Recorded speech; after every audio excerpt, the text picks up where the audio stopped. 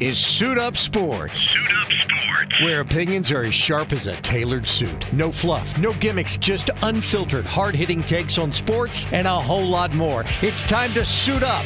Now here's your host, DJ the Suit Stout.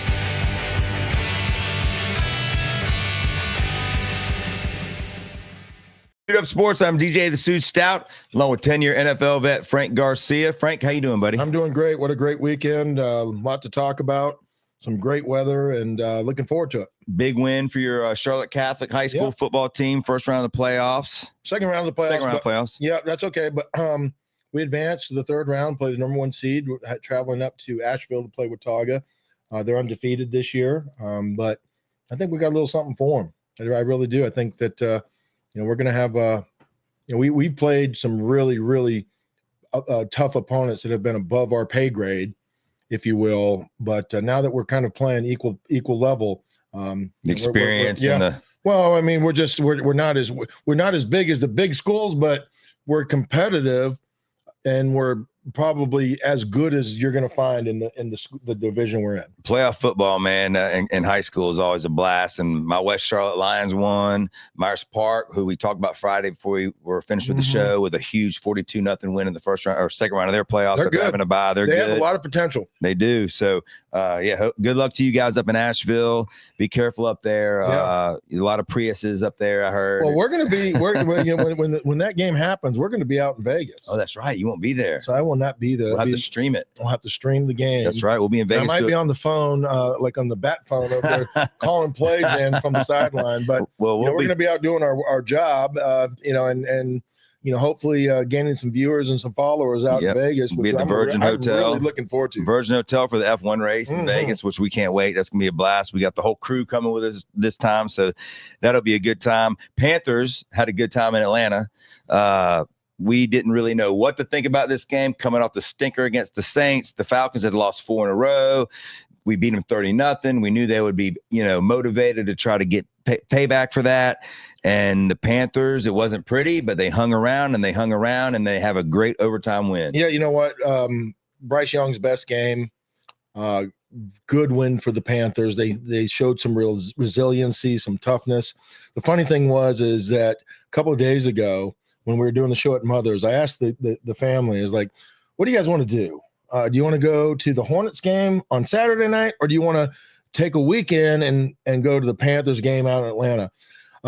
They all want to go to Atlanta, but by the time we'd paid for the hotel and the tickets and everything else, it would have just been like damn near $3,000. So we said, you know what? Let's just go enjoy the Hornets and watch them get their asses beat by OKC. Yeah. So we did that instead. But it would have been fun to have been there for that game, because that was probably one of the more exciting games the Panthers have played. The ups and downs, the ebbs, the flows, the turnover, the no turnovers, just the offense. Bryce Young, like I said, best game, 446 yards, 446 3 touchdowns, yards, no turnovers. I know a lot of people, including myself, have said that he's not the guy, and I still, this game doesn't really deter me away from saying that we need to see some more consistency out of that. But really, really good win for the Panthers. I'm glad for them, happy for them, and hopefully that we're only half a game out of the South. So who knows? Which is crazy with 2 games left against Tampa, the team ahead of us, which is nuts. But think about it, DJ. I mean, how many years ago when we went back to back to back?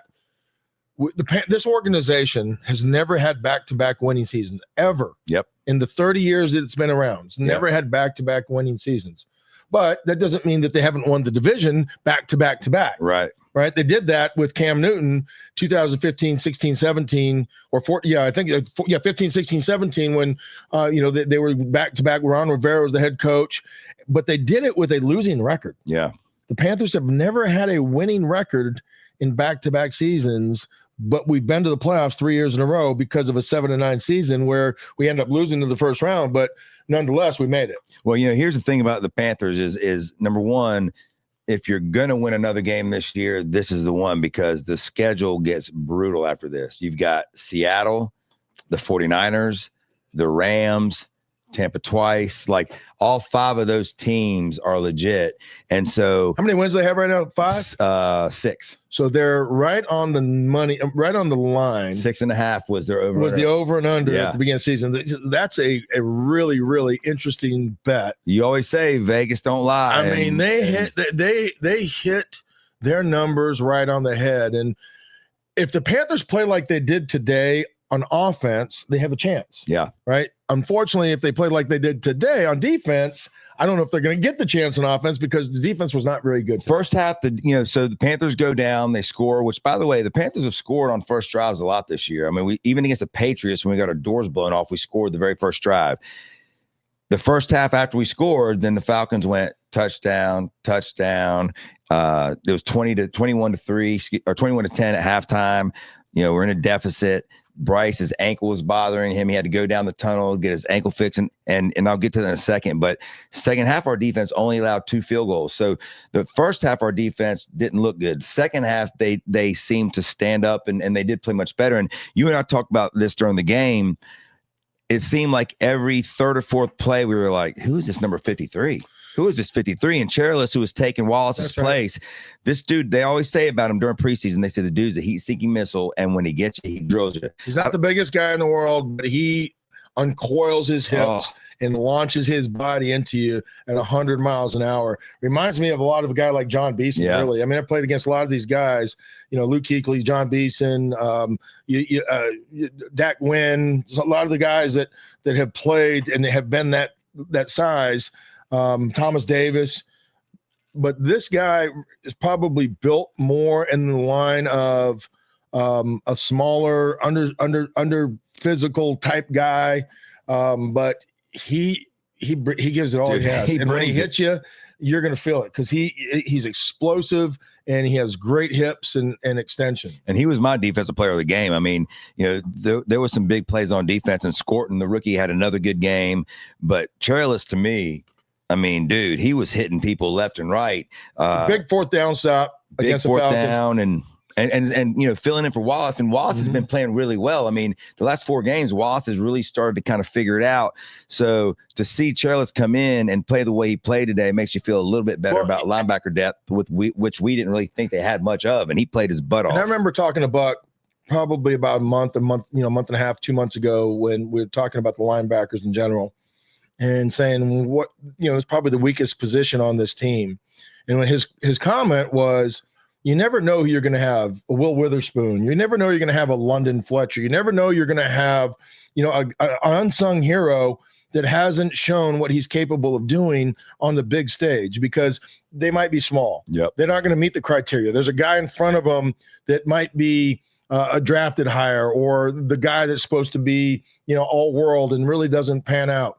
But when guys get out there and they just make plays, it's hard as a coach to keep them off the field, and they just find themselves making more and more and more, plays, and they getting more and more and more time. That's what he's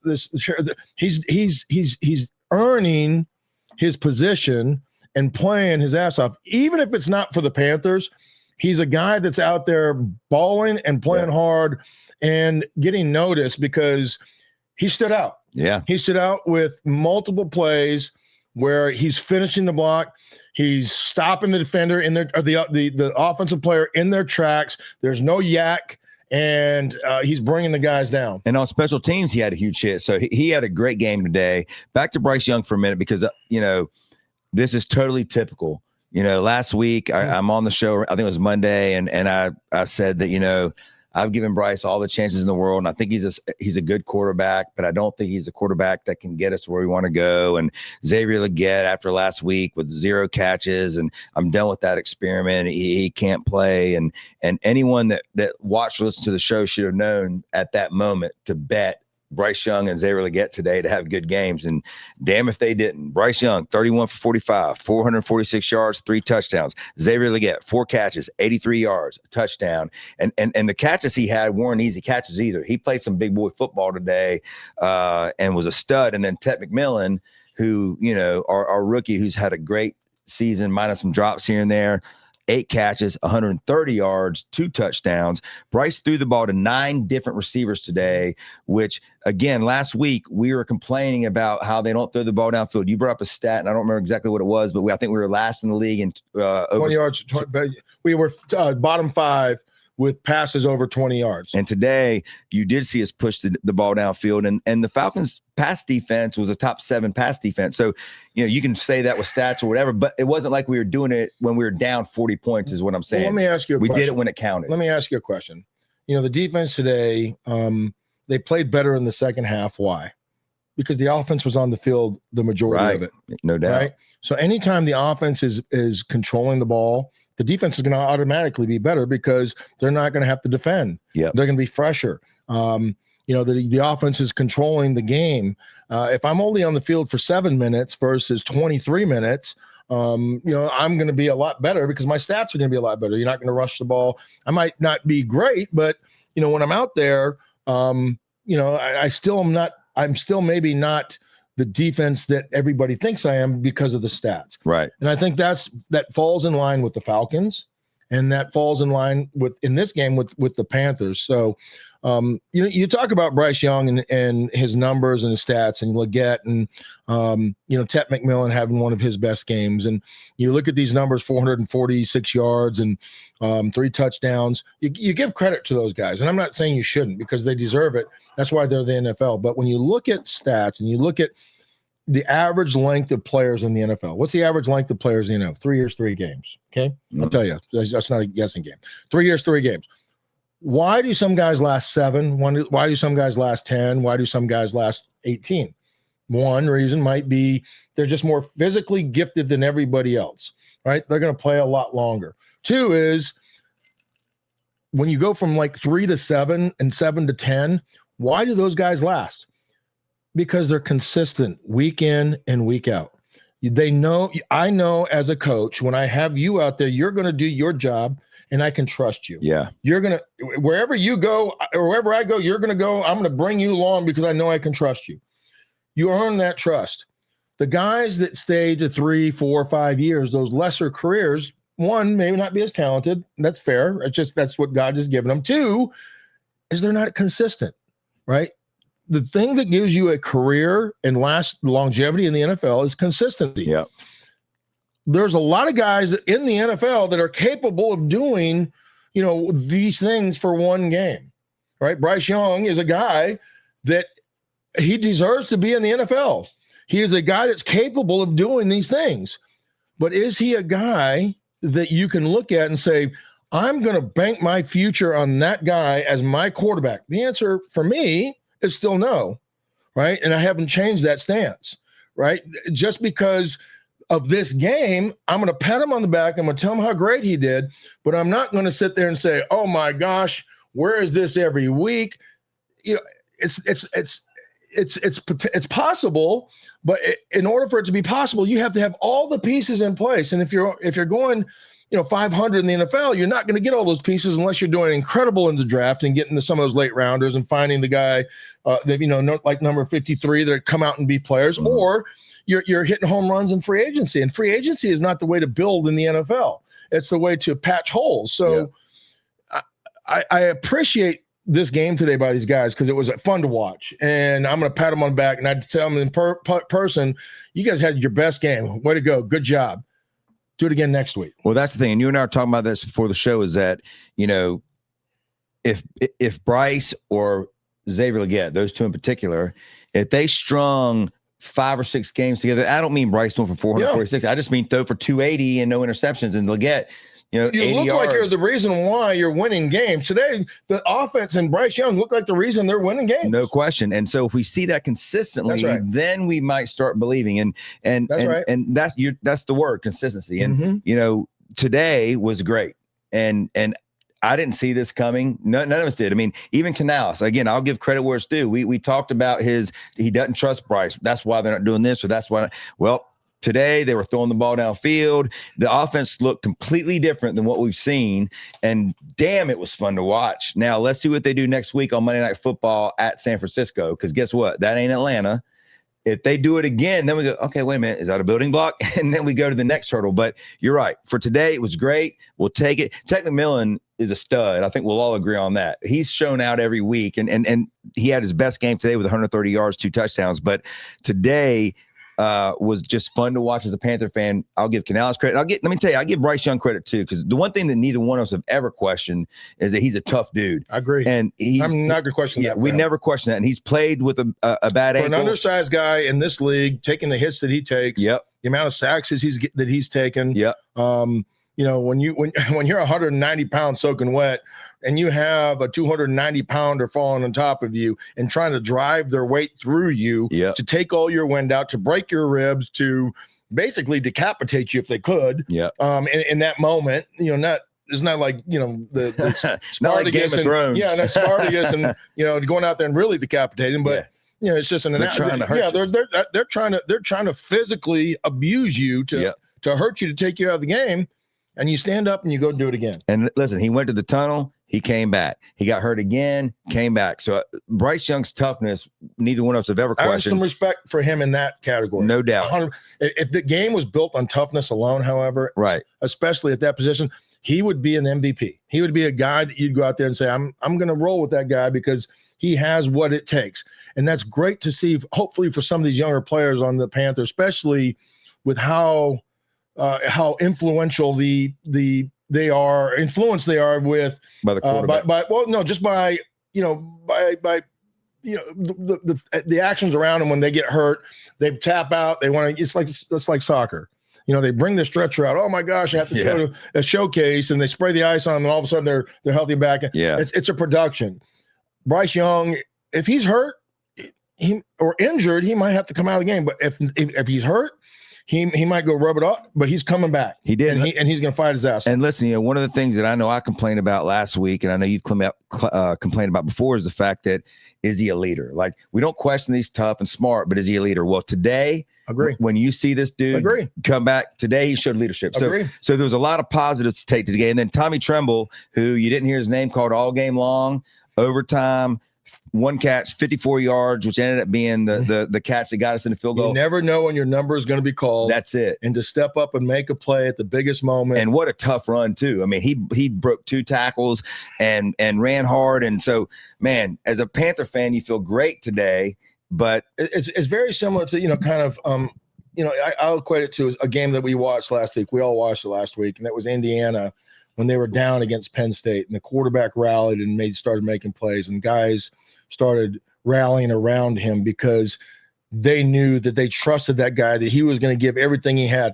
I think we might have seen a little bit of that with Bryce Young today. Yeah. He may have earned some of that respect from some of those players, especially the offensive linemen. Yeah. Right? Because as an offensive lineman, we're not the divas that these receivers are, that some of these other players are, the DBs.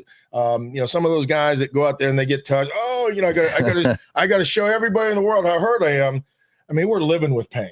I mean, we're the batter, we're the battle horses. Every play that my shoulder might fall off. I have a stinger. I got hit in the ribs, and it might be a little broken, but I'm gonna tough it out. My fingers look like that and I'm gonna tape it up and go. Right. Yep. You don't see that type of toughness anymore, but when you do, other players recognize it and they say, you know what, he's got my back. Yep. And because of that, I'm going to give a little bit more for that guy. Yep. And I'll tell you what, again, great win today.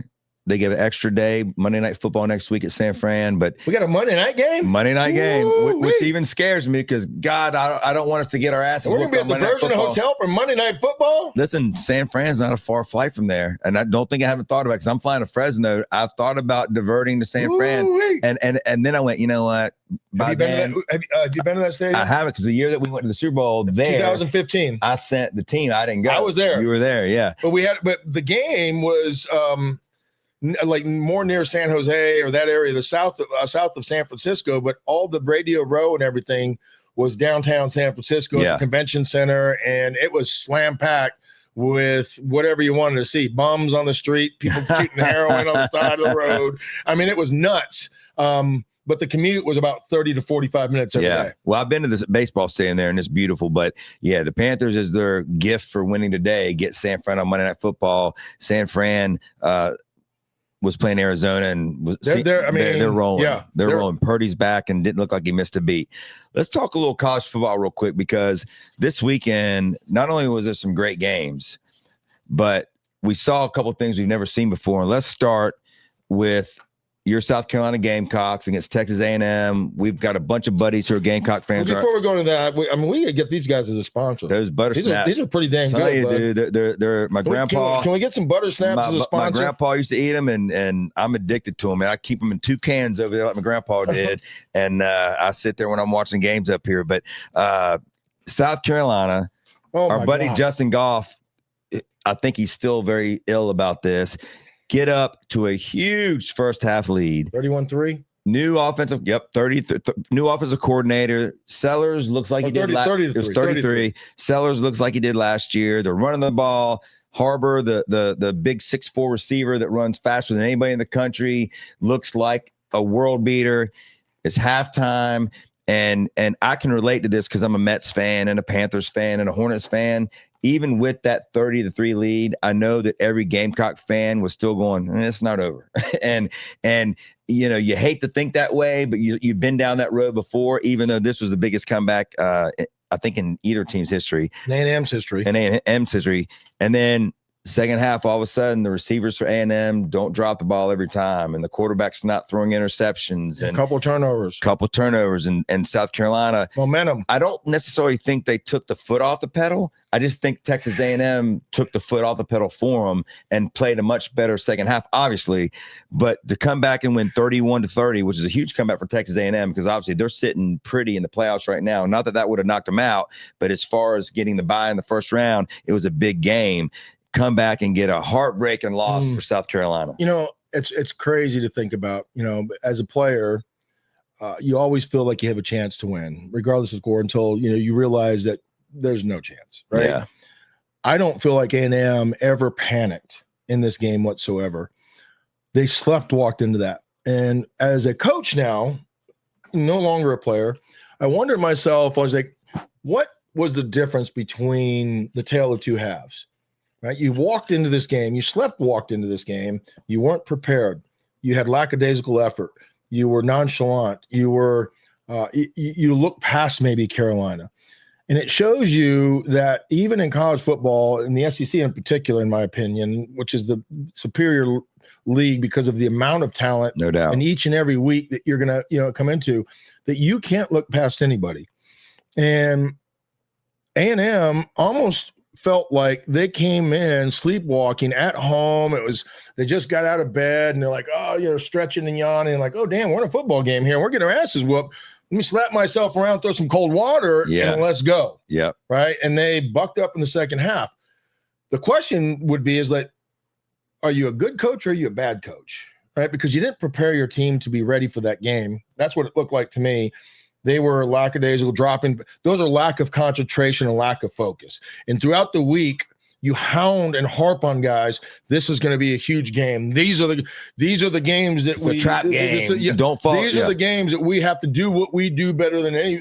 We don't care about all the cliche. Well, look at the Panthers against the Saints week before. We talked about the same thing. The Panthers took a day off on Monday. In the NFL, I never expected. Because any team is capable of any week beating another team. Right, regardless of what the spread is. In college, it's not nearly as big because you're going to have a handful of players that are just superior. And A&M has those guys, as we saw in the second half. And they started making plays. They woke up and the momentum started building, and they took the drive down. They scored. But let me ask a good question, because I argued this with a South Carolina fan. I said, honestly, I know as a Gamecock fan, you're going to sit here and say Beamer sucks and their coaching staff sucks. That had nothing to do with Sometimes the team that's just superior woke up and decided to play football. That's right. And then momentum got going, and here they come. And there's 112,000 fans there going nuts. And so sometimes it's just. I think we can look at our own two eyes and see that A&M had way more talent and athletes than South Carolina. I agree. South Carolina has some good talent. They have one or two or three or four guys that can go out there and make plays, but A&M has 9 or 10. Yeah. plus their quarterback, plus difference makers, on both sides of the ball. And in the second half, those guys showed up. And that's the difference in why you see a team ranked 1 versus, 18 or 20 or not ranked. The team that's ranked 19 or 20 doesn't mean that they can't beat them, but they're going to have some things fall their way. Right. In order to do that. If everybody was on their A game and everybody played as hard as they could, that was probably a 10-point game, right? In favor of A&M because they have just that much more talent. Yeah. Because they didn't, they found a way to get it through, but at the end of the day, it wasn't because of the coaching for South Carolina. Beamer is a good coach. He had his guys prepared. Obviously, he did. Yeah.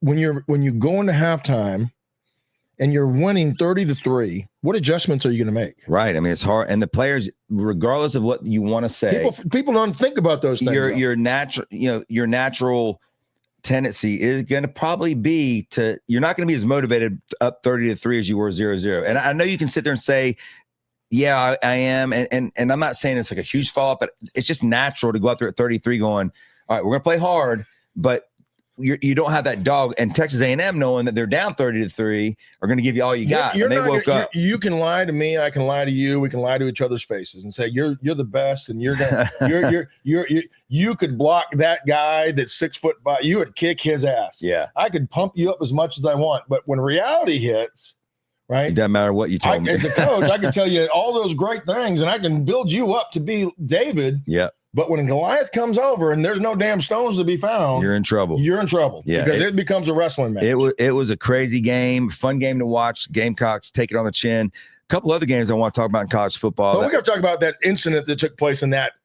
game as well, because that was nuts to me. So if you saw the game, South Carolina scores a touchdown. Harbor, I think it was an 80-yard touchdown. He caught a post, I believe it was, and took it. Just nobody could catch him. He's a world-class athlete, 6'5", 240 pounds, and runs a 4.3. And was gone. So he's one of those guys that we were talking about that South Carolina has that can match anybody. And he had a hell of a game, too. Even on special teams, he saved the ball from going to the end zone.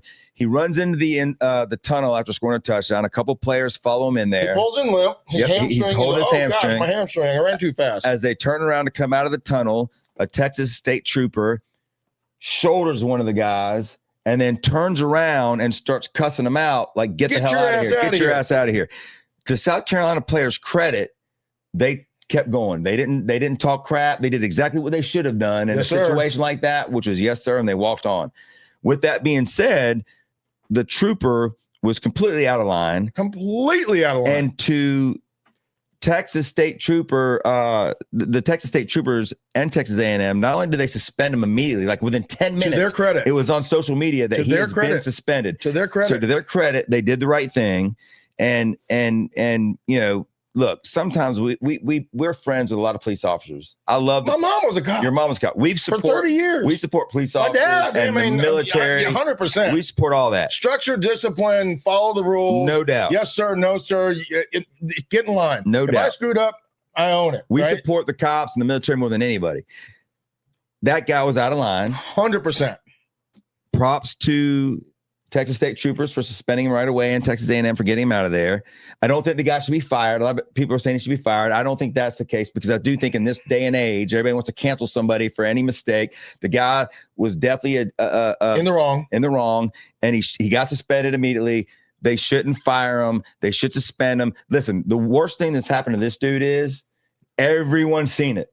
It's on social media. It's on TV. It's a bad look for all officers. Correct. That's the problem. But I don't think they should. And you're right. I'm 100% agreeing with you. My mom being a police officer, there are a lot of good cops out there. 99% probably. 100%. Yeah. They want to help. They want to protect. They want to serve.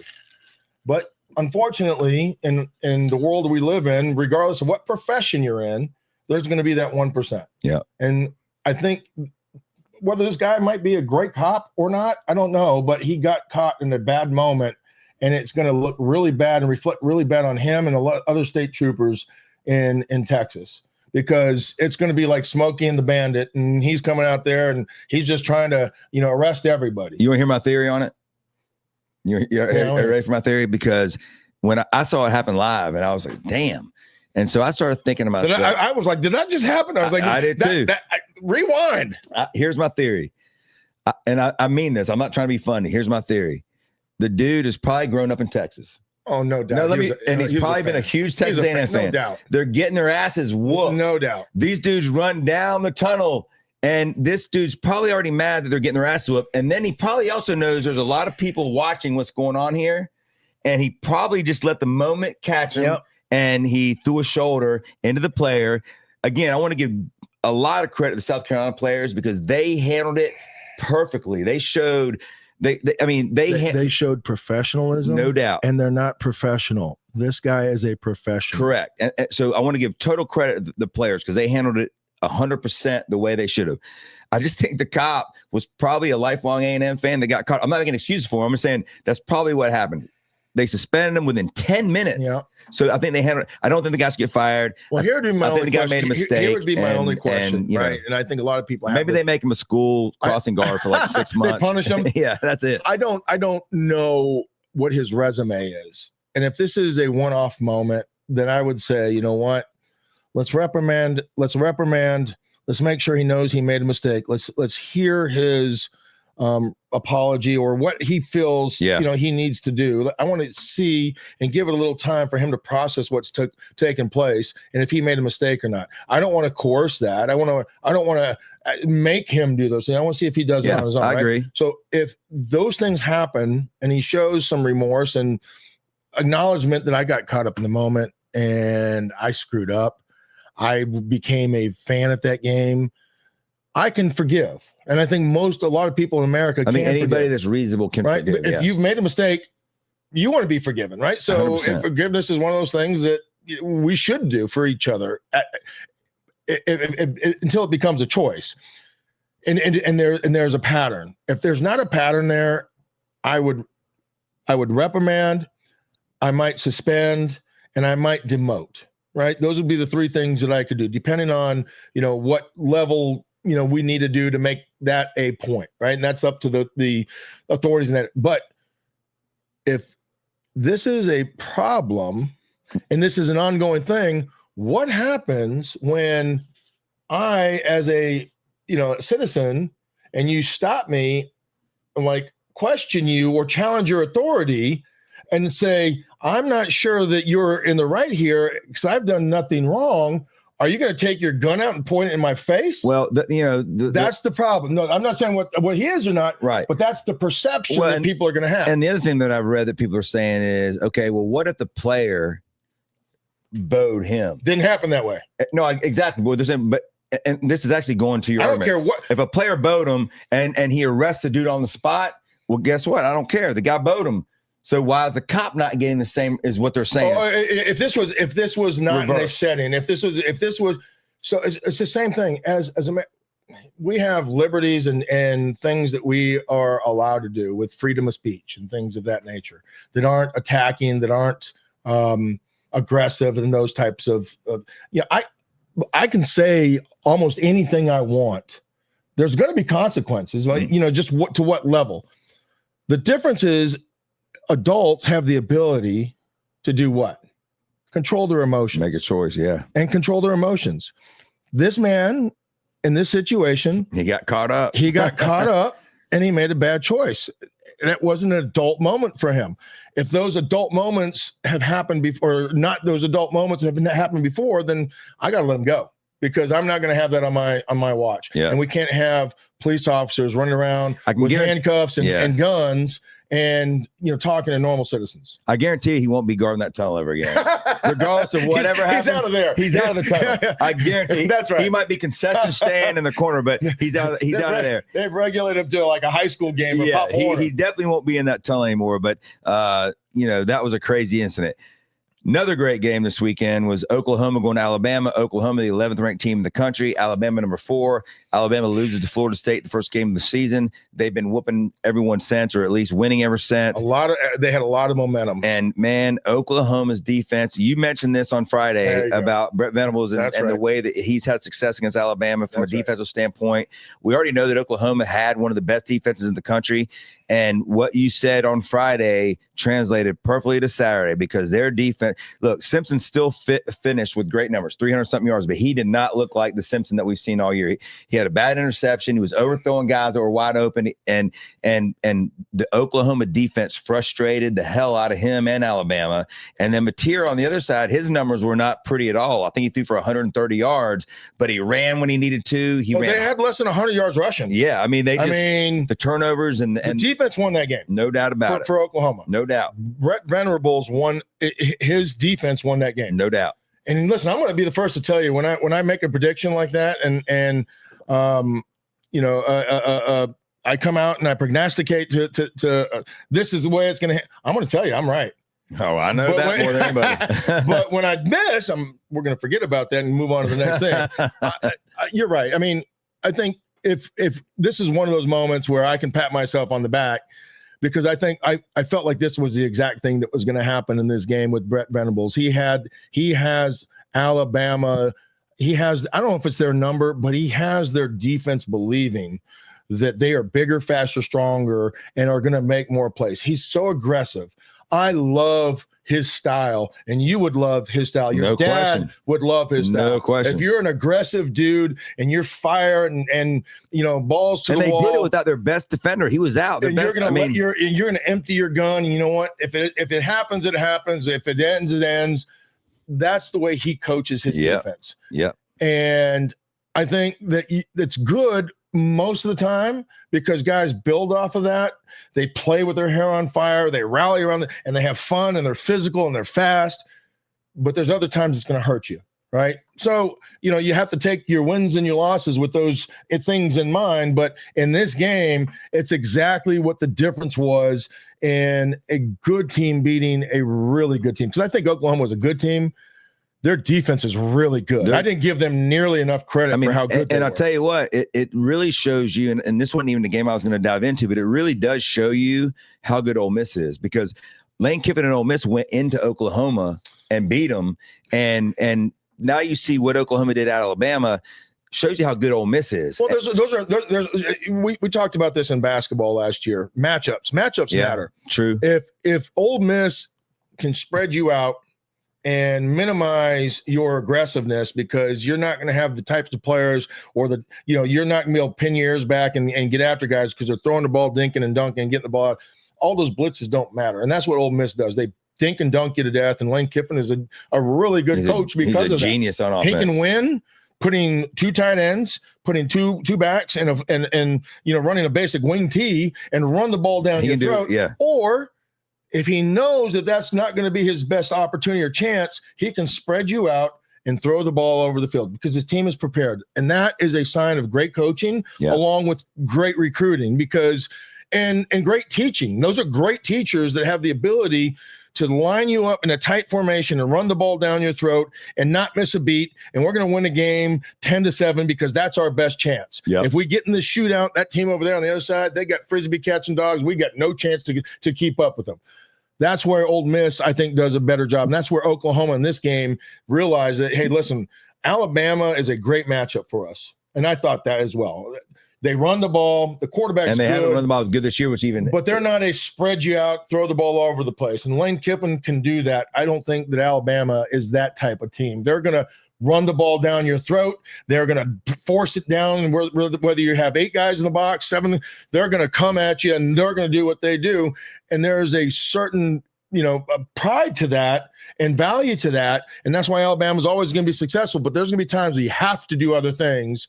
And Alabama they just didn't do it as well as Oklahoma. Well, another game that I want to talk about, which kind of, and I got to give you credit again, that's 2 in a row. My goodness. I thought we were going to be in a fight today. No, well, outside during the Panther game, our buddies hadn't seen Frank and I when we watched games together. We got a little heated. I think there's a couple guys that were a little nervous. I think I saw one guy piss his pants, but we get a little heated. Another guy started recording. Yeah, but when we get heated like that, idiot, you dumbass. It is what it is, and we don't take it personal. We're like that cop, and whatever comes out of our mouth, do not hold me against these words. If we get challenged, we're going, but we'll let it go. We'll forgive. Yeah. But Texas to Georgia, and Friday again. You said 7-win Sarkanian. 7-win Sark. 7-win Sark. He's at Washington. That's what his nickname was. Yep. And it was nicknamed. He was nicknamed that by a lot of the alumni that had played before, that had won championships, that been to Rose Bowls, because in big games, when it comes to the pressure moments, he's just not getting over the hump. Well, they go to Georgia, and here's a stat, and I mentioned this earlier to you before the show. Georgia has played Texas now 3 times, I believe, in the last 10 months. In those 3 games, Texas has combined in 3 games 83 rushing yards. 83. And we're not talking like Texas is not known for having great running backs, because they are known for having some of the best running backs every single year. The draft is littered with first round, second round, third round, fourth round running backs. Earl Cameron, go back to 100 years. Earl Campbell, Ricky Williams. Yeah. I mean, we can name a bunch of them. And 83 combined rushing yards in 3 games. Texas comes in, a lot of eyeballs are on Arch Manning. The last 2 games, he looked like maybe he was starting to find it, and Georgia just smothers them. This was the best full game Georgia's played this year, because Georgia's been kind of soft in the first half. They make their adjustments, and they squeeze you out in the second half. This game, you kind of got a feeling after the first quarter that Georgia was not messing around. They're starting to figure it out. And Kirby Smart, he had a quote. This is a perfect matchup for Kirby Smart and Georgia. And his quote after the game was one that, when he said it, it made me want to go freaking hit somebody. Mm-hmm. And he said, in this day in the NIL, you get a lot of guys that get paid. And when they do, they come to school and they don't want to be physical anymore. Mm-hmm. You know, they got their money and they don't want to be physical. Well, you're going to get your money at Georgia, but if you come here, you're going to hit somebody, because if you're not, you're gone. And he's damn right, because Georgia, those players on Georgia. Wouldn't it be nice as a coach to be able to dictate those things, right? And say, because I know that I have a first rounder sitting behind you. Not every school has the ability to do that, and every coach has the ability to I think it's a great example. And Buck said this on the show about that defensive line that Clemson has, which everyone says has 2 or 3 first rounders on it, and they're not playing that well this year. And Buck said there's nobody behind them to push them. They can be whatever they want, because there's nobody behind them that's going to take their job. That's right. Well, at Georgia, everybody has somebody behind you that's going to take your job. He's the next first rounder. Damn right. And that's a huge difference. You're 100% right. And Georgia thumped Texas. We don't have to talk about Texas much anymore, because I think they're done. They're not making the playoffs. The SEC with Georgia, Alabama, Oklahoma, Ole Miss, Texas is done. Missouri's still in the hunt. Yeah, I don't want to hear Texas anymore. Whatever happens with Sarkanian, I don't know, but Sarkisian. It's not a show if I don't mess up at least one name. Does he have a towel in his mouth too? I mean, look, whatever. I mean, I was thinking of Tark. Yeah. That's right. I knew. We're going to Vegas. Yeah. I got Vegas on my mind. But anyway, I don't even want to hear Texas anymore. But Georgia, man, they freaking are getting it going at the right time. Because, dude, I'm going to tell you right now, Ohio State, I think they've got the best defense in the country, but they haven't beat anybody. They haven't played anybody. You can talk about Texas A&M. I would totally put them number 1 right now. I would put Georgia right behind them. And I think Ohio State still could end up being the best team. I said that a couple weeks ago, but man, right now, Georgia's getting it going. Let me ask you a question, right? Because you said something that Kirby Smart said, and it resonated with me, and it made me start thinking about, over the last 5 years, just, the short memory. Think about any sport. If you've won a championship, what's the one trait that those teams have over anybody else? They've been more than everybody else. They've been tougher than everybody else, right? In order to win a championship, mentally and physically. That's right. Well, that's all encompassing. Yep. Right. Toughness is not just measured by me getting hurt and fighting through that. It's my mental fortitude, to fight through things when I'm struggling or I'm down, to push myself up and figure a way out. Golfers have that ability. That's what made Tiger Woods who he was. Yep. When Jack Nicklaus was what he was, is that my toughness mentally is going to beat you down regardless, because I'm not losing. Yeah.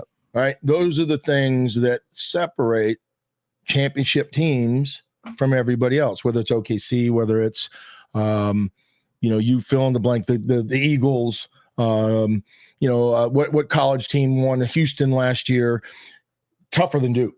Mentally, physically, right? They beat them up. All right.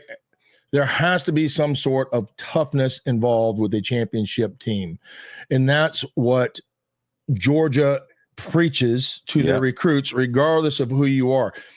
Toughness mentally and physically is going to be our staple, and we are going to stop the run. And in order to stop the run, you have to play with physicality. And we're going to take away what you do well. And we're going to be more physical than you. We're going to beat you up. And you might win the game, but you're going to know that you played Georgia. Yeah. Right. And you're going to know if we play again that we're coming at you and we're going to beat you down one more time. And you're going to have to outlast us in order to be the last man standing. The clock just run out on us, bud, because we're coming back again. All right. And that's the way Kirby Smart coaches. And, you don't see many teams like, doing that in college football anymore because they're afraid of losing their guys.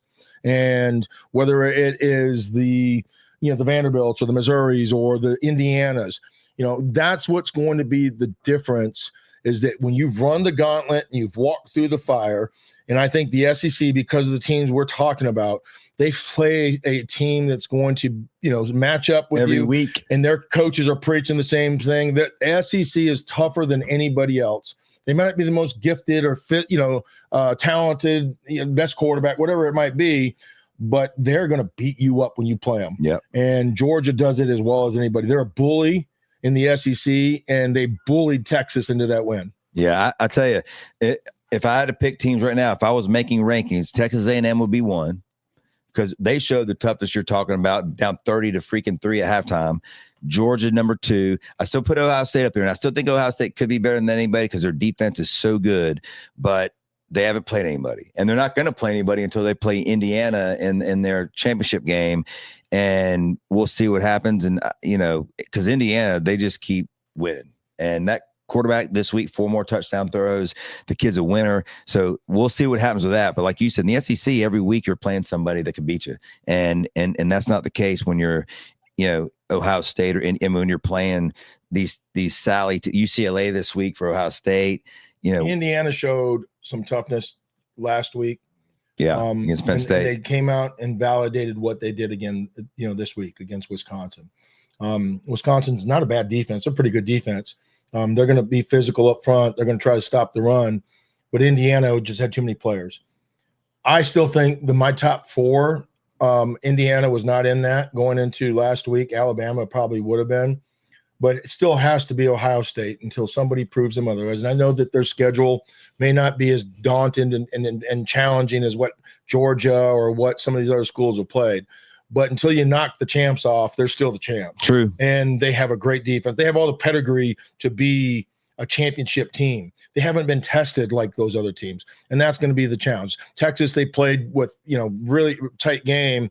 We just saw Georgia dismantle Texas. And that was the first game of the year, so I get all that, but you're right. There's a little filling out process, et cetera. But now and identify your team. I think Ryan Day is a good coach, a great coach at Ohio State. But they're still going to be number 1. Number 2, I think, is going to be Georgia for me now. They have over Texas A&M? Over Texas A&M. Because of I just feel like they can take something that you do well away. Right. And now you're going to have to beat me with something that you don't. Right. And that's where they can win any type of game. They can win a high scoring game. They can win a low scoring game, but they're going to dictate the tempo of it. And they've been down in the second half. And you're right. I mean, they have the toughness. They've got the experience that they can lean on from being where they've been over the past 10 years. And it's not a big margin, so I don't want to make it sound like I'm poo-pooing on Texas A&M because they're number 3. And you can alternate 2 or 3 either way. I'm still keeping Ohio State until you knock them off the throne. And I'm saying I'm believing in Ohio State, but they're still going to be my number 1 team. And whether you could convince me very easily that A&M is going to be right there above Georgia, but Indiana was not in that top 4. They are now. All right. And a lot of it had to do with last week and then validating against this week. They have a toughness. They have a coach. They have a confidence. They have a swagger. Don't you think they've kind of become America's team now? I'm rooting for them. Like you are, I am, and even Buck. I'm rooting for them. Even Buck on Friday was like, man, I'm rooting for him because everybody loves their coach and what he stands for. They love the quarterback and what he stands for. And I think they were kind of becoming America's team right now, which is crazy to say about Indiana in football. Well, here's why, right? And it's really, it's kind of, it's kind of funny to think about, right? But even Jordan, who was he was never a bad dude. He was a great player. He played hard. He plays his ass off every night, but you hate him, right? Because you get used to him. You want somebody to you want to root for the underdog. I run to root for the underdog. Yeah. Whether it's Floyd Mayweather in boxing, whether it's Mike Tyson in boxing, they're going to start off as the hero because they're making their way up. But soon as they get to the top and they're there for a long time, they're going to become the villain. You want somebody to knock them off. You want to watch greatness fall. Yeah. Right. We want to watch greatness fall. Steph Curry. What has he done wrong? Right? People hate Steph Curry now because he's so consistent and so great at what he does. 40-plus games back to back this week. I mean, but people are new sneakers. Yeah, but he what does the guy do wrong? I mean, there's not a lot, right? No, great dude. So, but there's going to be people that root against him because they want to see the victor fail, right? And I think that's what's happening in college football with Georgia, with Ohio State. A&M could be that darling team that we root against. Those teams. Alabama has been up in there. Those are the teams that you're like, gosh, do we have to watch Alabama and Georgia play again in the SEC championship? And the winner of that really doesn't matter who they're playing. Or now they're saying SEC could get like 4 to 6 teams in the playoff. Yeah, so you understand, but never once have we ever said Indiana is going to be that team. And that's the reason why people that have watched this game and appreciate and love this game are like, oh, is this Indiana team for real? They want to see. You know who Indiana reminds me of? I'm not saying from a talent standpoint, but I'm just saying from the way that everyone was rooting for them. And I forget what year it was, but this is probably 12 or 15 years ago. Boise State. When they beat Oklahoma in the bowl game with the Statue of Liberty. There. No one thought they belonged. Yeah. They did the Statue of Liberty. You know who the coach was, right? Kellen Moore. There you go. Damn. I knew it'd come to me. I beat Google. Dylan, Kellen Moore. Dylan, edit all that time, and I'm being serious. Yeah. Edit all that time when we were just thinking out to where Frank says Kellen Moore, but it is Kellen Moore. Yeah. That's who they remind me of. Like, everyone was rooting for Boise. No one thought they should be there, and they win. And Indiana, to me, is that team that you still, even though they got talent, they got a dog at quarterback. We love their coach. You're going, you know what, though? Ohio State might beat him by 20. Or if they were the SEC, they'd lose 5 games. This could be the biggest upset ever or the biggest blowout ever. Right. But dude, I wouldn't bet against them because that coach and that quarterback, man, and they're playing ball. Last team I want to ask you about, because I know we got to wrap this up, is my boys, the Fighting Irish from Notre Dame. They lose their first 2 games of the year to Texas A&M. Last play of the game, there's an egregious holding foul not called, but we won't even get into that. They beat them fair and square. And then they lose to Miami on a field goal from a kicker that was like 40%, but we won't get into that either. They lost both games. They seem to be kind of finding their stride. They go to Pitt, 22 team in the country, big game. They got game day there. They got all the bells and whistles, and Notre Dame just takes it to them. Jeremiah Love proved again why he's the best running back in the country. You've been talking about this kid for 2 years. I know he was hurt last year when in the playoffs. They were playing the really good teams in the playoffs. And I know they found a way with maybe one of the greatest runs we've ever seen with their backup running back. Yeah. But there was a play yesterday, and I've told you this before. When you watch film and you get used, you train your eyes to kind of watching, things. And you don't just watch the ball. You're watching the line. You say, okay, where's the breakdown? You're watching this, and all of a sudden something, boom, it flashes, and you see it go, and it just moves better and different than everything else. There, gave me goosebumps thinking about that because even watching high school film, you see those things. You're like, that kid's special, right? That kid is special. Man. That kid is a special player. At 6'2", 6'3", he looked like an Adrian Peterson, maybe not as chiseled and didn't have the same running style. He had a little bit more fluidity with him, but when he turned on the gas, he hit 6 speed. He had 6. Most people only have 5. He had 6 gears. And you said it when he had that run yesterday. When you said he hit the X button on PlayStation. That's right. I mean, the spin and boom. He had more yards than until late in the game. He had more yards than the entire Pittsburgh team. Yep. And I will say this about Notre Dame. Pittsburgh was a good defense. They were playing at home, top 5 in the country, playing at home, stopping the run. And I do want to make sure I say this because before I get killed by everyone saying I'm a Notre Dame fan. If Notre Dame played Georgia, if Notre Dame, even though A&M only beat us by last second play, I still am not putting Notre Dame up there with those boys. They're not. They're second tier. They got a freshman quarterback who's going to be a beast, and he played great yesterday, minus a couple bad decisions, but Notre Dame's also one of those teams that are now starting to figure it out. So who was the game that Notre Dame was playing against? Was it Florida State or Miami? Was it Miami? Miami beat them on a field goal at the end of the game. I remember in that Miami game thinking to myself, this offensive line for you Notre said it was Dame awful. might be the worst pass blocking offensive line I have seen. Or those guys from Miami are just dog hunt. I mean, they're hunters. Yep. They find quarterbacks and they hunt them down. Yep. There's Warren Sapp over. Is that Warren? I mean, yeah. Is that who that is over there on that side? Because is that 99 that I'm seeing? Or Ray Lewis, Notre Dame, their offensive line isn't as bad as what I thought. Well, now a lot of people are saying it might be the best in the country, but that game, you're totally right. Miami manhandled them. Well, they had man to man, and you watch some of the pass rushes. I mean, they were swim moving, they were knocking hands. I mean, they were aggressive, slashing, knifing, getting upfield, and the quarterback for Notre Dame didn't have a chance in that game. And that was especially his first, especially at the end of the game when everything was on the line and Miami could pin the ears back. It was light out. Well, this weekend we have another good card of games. Like we said, the Panthers are Monday Night Football against the 49ers. You know, we don't get any night games as a Panther fan. Let's hope that we go in there and not have the NFL not give us another one for 5 years. Let's hope it's not one of these stinkers that we've seen on every Thursday night game and whatever. Hopefully the Panthers can bring it. We'll talk more about that on Friday. I do want to say that Georgia better watch out this week, though, because Are we doing our podcast Friday or Saturday? We're going to do it Saturday. Okay. Maybe Friday. It depends on how we're doing gambling. Okay. We'll see how we're doing. It depends. If we're winning, like you know me, we don't never leave the heater. That's right. But Friday or Saturday, live from Vegas for F1 race. We're going to be down in sunny Las Vegas. I can't wait. Can't wait. But I do want to say this: Georgia better watch out. Virgin Hotel. And sponsored by Neogenics, our boy Nico, who loves sports as much as us. I mean, we should put him in here one day because he likes to stir it up. He likes to stir the pot up. He knows his stuff. Sports. He loves sports, but he's a historian. I just want to say Georgia better watch out because they coming off a big win against Texas, and they could have a letdown. And they got another big game at home next week. The Charlotte 49ers come to town. And are you kidding me? The Charlotte 49ers coming to Georgia. Are you? No, this is real. I've not seen that. Georgia's laying 44.5. Is that it? I'm just telling you, they better watch out because this Charlotte team might have something for them. They could have a letdown. You're joking right now. They really are playing Charlotte. I'm not joking about that. I'm joking about the letdown part. Are you joking about the 44-point spread? It's 44.5 right now. That's it. That's it.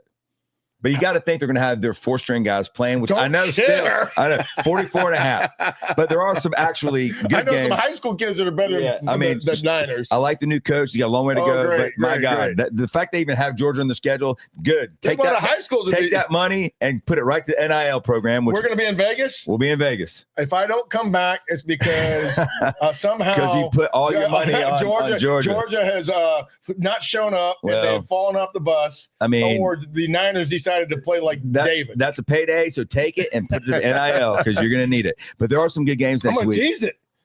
Oh, you're just tease it down to 38. Yeah. Well, we got Missouri going to Oklahoma next week.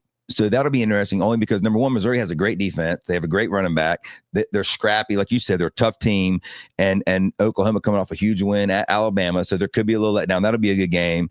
And then you've got USC. This is your neck of the woods. You got Southern Cal who just beat Iowa going to Oregon. Pretty good win. So we got a couple good games next week in that. And then we got the Panthers on Monday Night Football. So our trip in Vegas, we've got a lot. Not only that. And the Raiders are playing the Browns, and there might be a Shedeur Sanders show. If Shedeur ends up starting that game, then we'll go because I would like to see it. We might do some live video from the game. And I've got a lot of, for those of you who haven't heard the stories on this podcast or my wife's podcast, I tend to buy baseball, football cards. Is she trying to get you to go to Thunder Down Under yet?